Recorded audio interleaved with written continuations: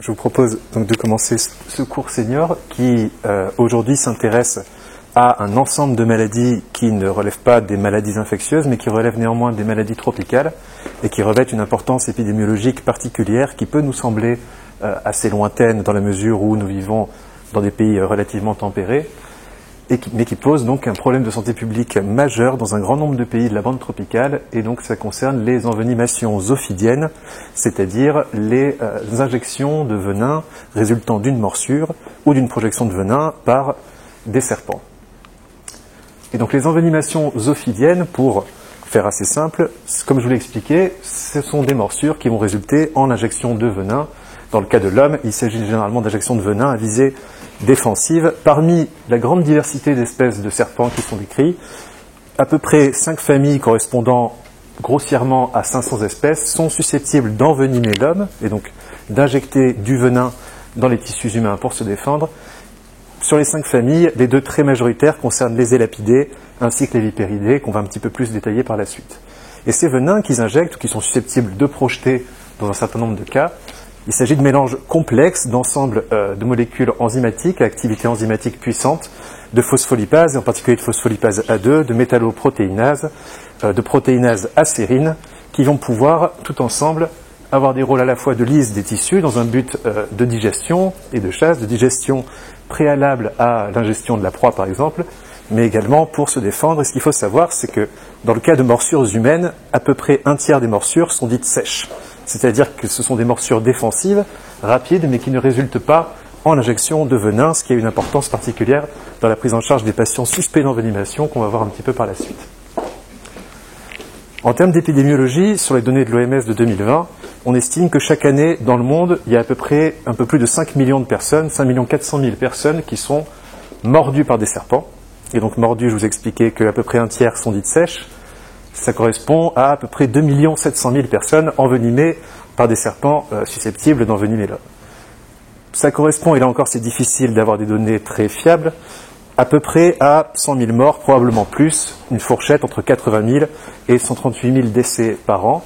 et beaucoup plus en fait d'invalidité qui en résulte, à peu près plus de 300 000 personnes, parce qu'à chaque fois qu'on est mordu, on ne va pas en mourir, heureusement, mais néanmoins, on va pouvoir souffrir de séquelles à l'injection de venin et à la morsure, qui vont résulter en amputation par exemple, en séquelles physiques diverses liées à la rétraction tendineuse, à la cicatrisation, à la perte de tout ou partie d'un membre, et également de séquelles psychologiques. Là encore, ce sont des chiffres qui sont probablement sous-estimés, dans la mesure où cela survient dans des pays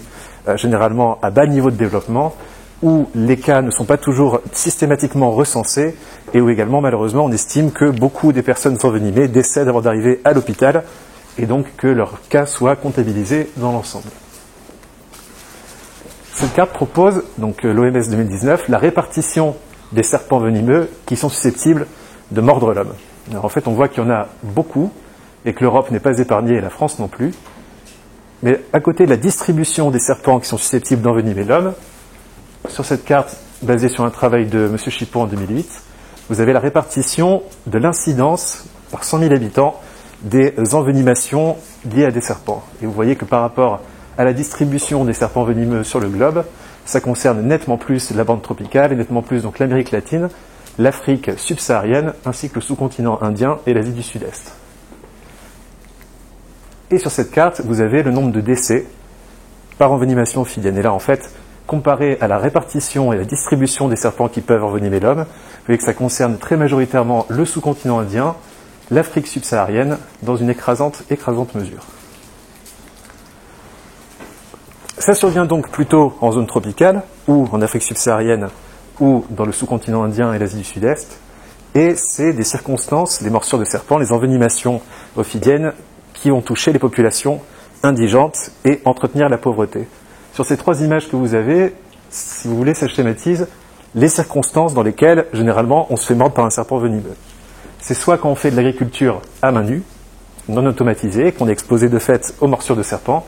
soit quand on marche pieds nus ou qu'on se promène pieds nus dans le lieu où habitent les serpents, et qu'on n'a pas de chaussures ou de possibilité de porter des bottes, ou quand on dort à même le sol, et qu'on va pouvoir, par exemple, se retourner et faire peur à un serpent qui passe par là, qui va mordre à ce moment-là. Donc ça touche les populations indigentes, et ça entretient la pauvreté dans la mesure où je vous expliquais tout à l'heure que la majorité des personnes envenimées ne vont pas mourir de l'injection de venin, mais vont souffrir des amputations, des rétractions tendineuses, des impotences fonctionnelles qui ne vont pas aider, si vous voulez, à développer, à pouvoir continuer à produire de l'agriculture ou autre denrées du genre. Donc ça touche les populations indigentes et ça entretient très sournoisement la pauvreté et l'indigence dans les pays où ça survient. Pour vous donner une idée, en Inde, il y a plus de 40 000 morts par an liées à des envenimations ophidiennes. On estime qu'au Bangladesh, c'est à peu près plus de 6 000 morts par an. En contraste, les États-Unis, à peine 7 morts par an, et l'Australie, même pas 3 morts par an, ce qui est assez étonnant, l'Australie étant toujours présentée comme le temple du venin dans le monde. En réalité, c'est à mettre en balance avec le fait que dans les pays comme les États-Unis et l'Australie, on ne fait pas d'agriculture à main nue, on ne marche pas pieds nus et on ne dort pas à même le sol. Et donc, je vous avais parlé tout à l'heure des deux grandes familles qui sont susceptibles d'envenimer l'homme et qui sont retrouvées en pratique clinique majoritaire. Ce sont les élapidés et les vipéridés, très rapidement. Les élapidés, ça comprend un ensemble de serpents comme les cobras, les taipans, le cobra royal, qui sont partout sur le globe excepté en Europe, et qui ont la particularité d'avoir des crochets qui sont fixes, qui ne vont pas pouvoir se déployer lorsque le serpent va vouloir mordre ou expulser du venin. Et ils ont la particularité de pouvoir en cracher à distance, et de manière générale, ils visent ceux qui brillent, et donc typiquement les yeux. On les retrouve donc un petit peu partout sur le globe, ce que je vous disais tout à l'heure rapidement. Ça comprend les najas, les mambas, également le serpent corail en Amérique latine, ainsi que les serpents de mer qu'on peut trouver à partir de l'Asie du Sud-Est et jusque dans le Pacifique. Une atteinte clinique qui est assez particulière avec les envenimations liées à des élapidés, c'est que sur le site de morsure initiale, l'atteinte locale est généralement assez modérée. On va trouver les 2 points de ponction qui correspondent à là où les crochets ont traversé la peau. Cliniquement, sur le site de morsure, je vous le disais, donc c'est assez peu bruyant, il va y avoir assez peu d'œdème, assez peu de saignement local, mais par contre, dans un délai de 15 minutes à quelques heures, voire quelques jours dans certains cas, va pouvoir se révéler la composante neurotoxique qui est majoritaire dans le venin des élapidés et donc des cobras, et qui se révèle avec un ensemble de signes cliniques qui sont assez particuliers, ce qu'on appelle la paralysie descendante. En effet, dans la plupart des venins d'élapidés, on va trouver un certain nombre de molécules enzymatiques qui ont une action lytique locale modérée, assez peu de phospholipases, mais certaines three-finger toxines vont avoir la particularité de bloquer l'influx neuromusculaire de manière très sournoise et parfois très décalée. Et la révélation clinique typique, c'est ce qu'on appelle la paralysie descendante, je vous le disais, qui va comprendre une séquence descendante avec une ptose, une ophtalmoplégie externe bilatérale, et va pouvoir évoluer vers une paralysie respiratoire. Tout ça se passe alors que le patient est généralement vigile. Donc le patient est vigile, il comprend ce qui se passe, il comprend qu'on lui parle, mais il se paralyse progressivement jusqu'à ne plus pouvoir respirer tout seul. Donc c'est très bien illustré sur cette image ici où le patient est intubé. Et c'est bien résumé également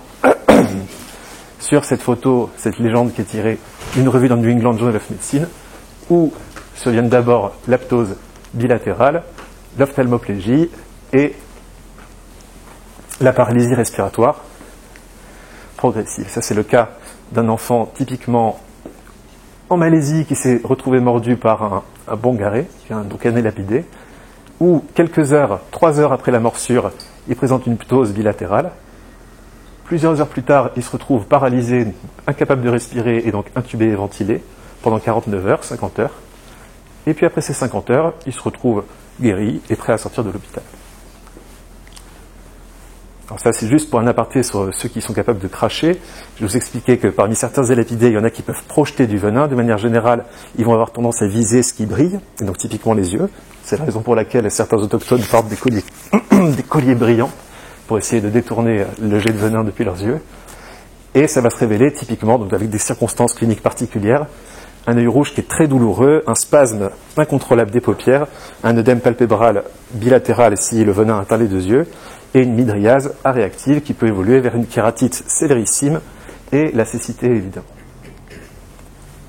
Donc voilà pour les élapidés, donc qui ont des crochets fixes, qui sont capables de projeter du venin à distance et dont la majorité des composantes du venin sont responsables de paralysie musculaire qui vont se révéler par une paralysie descendante et ultimement un arrêt respiratoire.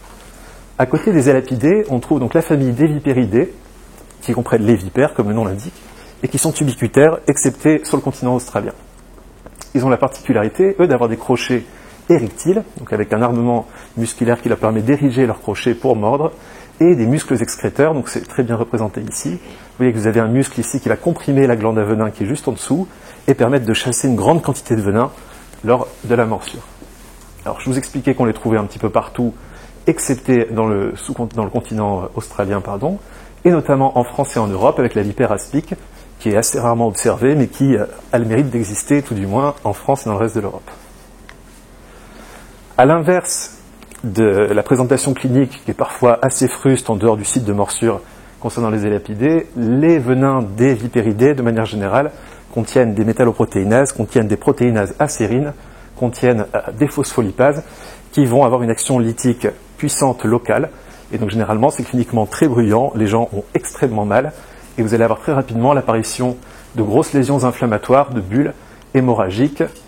extrêmement douloureux, et qui vont pouvoir secondairement se systémiser et entraîner divers troubles, notamment de coagulation intravasculaire systémique disséminée, de coagulopathies diverses, et qui vont pouvoir se révéler par des saignements à distance du site de morsure, qui auront un intérêt par la suite pour la prescription de sérum antivenin. Et donc là encore, ça illustre les saignements au site de la morsure, l'apparition de bulles ou de flictènes en règle générale dans les alentours immédiats. Très fréquemment sont associés des spasmes et des fasciculations. Les paralysies, contrairement aux venins des élapidés, sont assez rares dans ce contexte. Et surtout,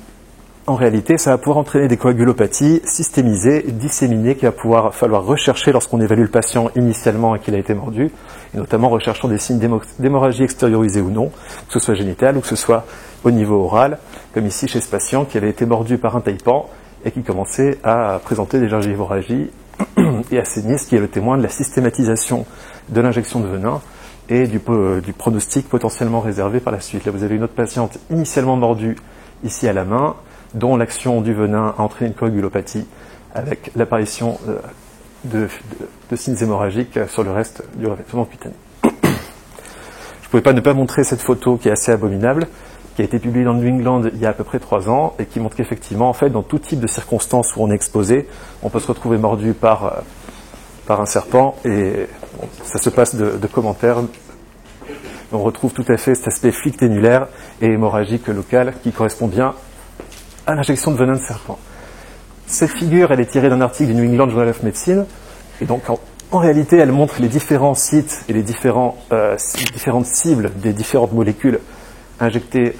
qu'on retrouve dans le venin des serpents. Donc là, typiquement pour la paralysie neuromusculaire, c'est surtout les 3-FT, donc les toxines à 3 doigts, qu'on retrouve donc dans le venin des élapidés et qui vont pouvoir entraîner des paralysies progressives. Et du reste, sur tout ce qui concerne les hémorragies systémiques,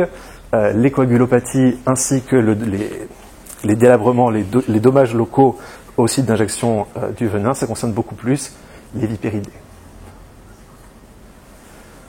En pratique, si jamais on se retrouve dans une zone à faible accès aux soins médecins et que quelqu'un nous est amené pour une suspicion de morsure de serpent, il y a 5 questions assez simples à poser qui permettent déjà d'avancer un peu. La première, c'est où avez-vous été mordu? Comme ça, on peut regarder le site de morsure. On peut regarder si localement ça fait un petit peu hémorragique, si ça pourrait orienter vers un syndrome vipérin, ou si localement il ne se passe pas grand-chose et que ça pourrait orienter peut-être vers un syndrome cobraïque, ou si c'est potentiellement une morsure sèche. Ce qu'on peut garder en tête aussi. Quand est-ce que vous avez été mordu? S'il a été mordu très récemment, en fait, le venin peut ne pas avoir encore eu le temps d'agir, et donc on peut se retrouver faussement rassuré par le fait qu'il n'y a pas encore de signes liés à la systémisation du venin. Que faisiez-vous quand vous avez été mordu? Ça peut être diagnostique en fonction de là où on trouve tel ou tel serpent. Où est le serpent qui vous a mordu? Ou à quoi ressemblait-il? Parce qu'évidemment, rien qu'à la tête du serpent, ou en le montrant à quelqu'un qui sait les identifier, ça peut nous orienter sur le type de venin et donc les réactions qui peuvent en découler. Et comment vous sentez-vous maintenant? Évidemment, tout simplement. La conduite à tenir qui est proposée par l'OMS et par différentes revues spécialisées, c'est de, premièrement, rassurer et immobiliser les patients, parce qu'on peut imaginer que quand on vient de se faire mordre par un serpent dans la forêt, on est extrêmement agité et extrêmement anxieux. Rassurer, immobiliser le mandratin, le patient, et retirer évidemment toutes les bagues, tous les bijoux, tout ce qui pourrait générer des lésions secondaires s'il y a évidemment un œdème qui se développe. Protéger les voies aériennes supérieures, en particulier dans la mesure où peut subvenir une paralysie respiratoire, et appliquer une pression continue sur le site de morsure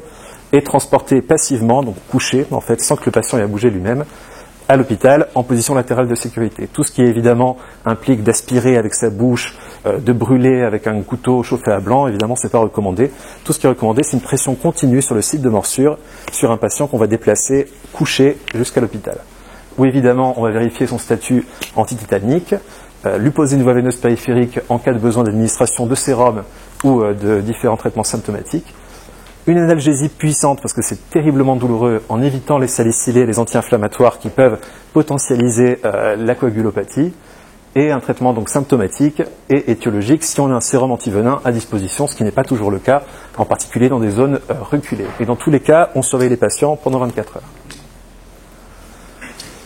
Alors ça, c'est une proposition des indications de sérum antivenin en urgence. Alors de manière générale, c'est tout état de choc avec ou sans hypovolémie, l'objectivation d'un saignement à distance du site de morsure, donc par exemple une gingivorragie sur un patient qui a été mordu au niveau du membre inférieur, une coagulopathie objectivée, une neurotoxicité objectivée comme la paralysie descendante qu'on a développée tout à l'heure,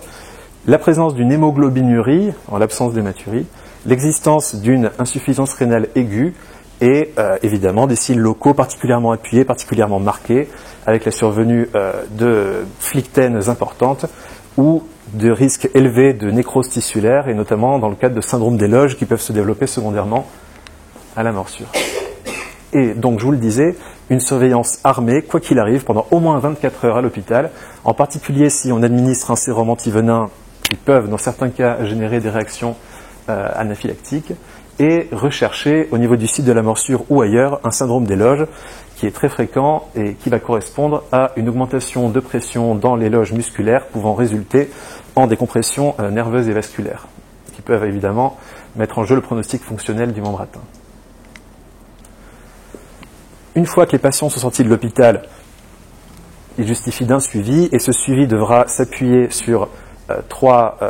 axes. Le premier, c'est essayer de prévenir les morsures ultérieures, ce qui est évidemment difficile dans le cadre de patients qui vivent en zone très reculée, dans des conditions très défavorables, ou qui n'ont pas la possibilité de faire autrement que d'utiliser leurs mains pour l'agriculture. La recherche de complications liées à l'antivenin qui peuvent être parfois retardées,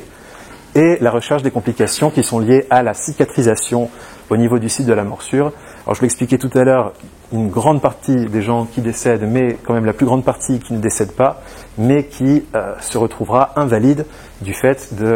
des lésions locales, et notamment de la cicatrisation. C'est-à-dire on peut se retrouver défiguré, on peut se retrouver avec une impotence fonctionnelle, des rétractions tendineuses, des fusions des articulations, des ulcérations chroniques et évidemment des nécroses qui peuvent être parfois très étendues, comme on le voit sur l'image là-haut. Et donc si on veut conclure rapidement sur les envenimations ophidiennes, donc on a présenté que ce qui est lié à deux familles de serpents, les élapidés et les vipéridés. C'est une maladie tropicale négligée, reconnue comme telle par l'OMS depuis 2017, qui sournoisement entretient la pauvreté des pays dans lesquels elles surviennent et freine un développement efficace dans la mesure où les personnes mordues se retrouvent par la suite potentiellement débilitées, potentiellement fragilisées, potentiellement pour lesquels potentiellement il est beaucoup plus difficile de continuer de travailler en utilisant ses mains et ses jambes tout simplement. L'objectif qui a été fixé par l'OMS en 2019, c'est de parvenir à diminuer d'environ 50% les décès ainsi que les patients qui se retrouvent invalidés à la suite d'envenimation ophidienne d'ici 2030. Et l'OMS a donc rédigé à cette intention une feuille de route qu'on peut trouver sur leur site et également des systèmes pour colliger toutes les données relatives aux morsures de serpents qui surviennent dans les pays où les patients souffrent d'envenimations ophidiennes. Et je vous remercie pour votre attention.